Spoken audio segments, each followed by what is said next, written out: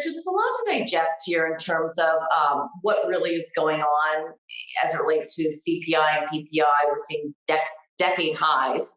What are you seeing right now in terms of whether or not this stays?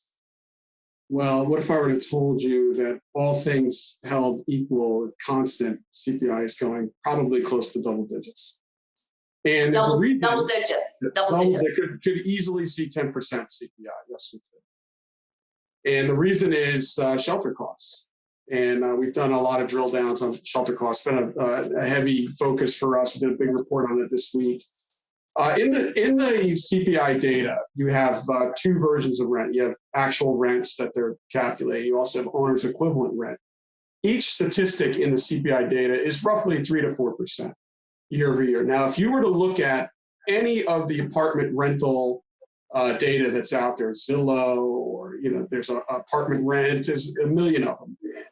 The typical rent is up 12 to 21%. Now, shelter is 37% of CPI. So, even if you were to say, all right, it's not going to get there, there's a lot of nuances to how this data is collected, different areas, maybe, like some people say San Francisco is still a very depressed market, so, maybe in the aggregate, it's only, let's say, 6%, right? You're talking about roughly, a third, 3/8 of CPI doubling. And yeah, so, it's not crazy talk to say that if the Fed doesn't get aggressive in hiking rates and taking down the balance sheet, then we could be approaching 10% CPI quickly. Do you think that even if they become aggressive in rate hikes and pulling back the balance sheet, that they can prevent that from happening? Well, I think, the shelter part, probably not. But the other stuff they can. You've got energy and energy derivatives are roughly 10% of CPI. Maybe they can start to, hit some of that.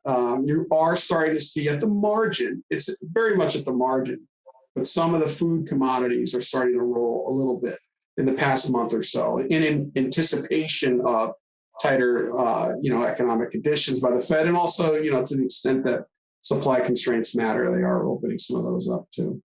And just to kind of, bring this home so we really understand the economic dynamics here, if they raise rates, why does that really combat inflation? Because it prevents demand?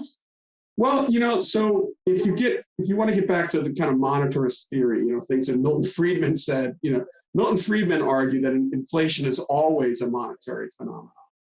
And, when you take your monetary base and you increase it by $5 trillion in 1 year, and you give people PPP loans and zero cost financing, you get tons of demand. People just start, building decks and docks and, additions on their houses, garages, all these things. And so you just get money in the system and it's just, sloshing around and there's more money going around than there is things to buy. And one of the things we talked about on your program a year ago, you and I had this conversation, was some things have changed in supply and demand characteristics. And one of which that I think was very underappreciated a year ago was how much China went after its state-owned enterprises and started to cut excess capacity. They actually had layoffs in some of the state-owned enterprises and things.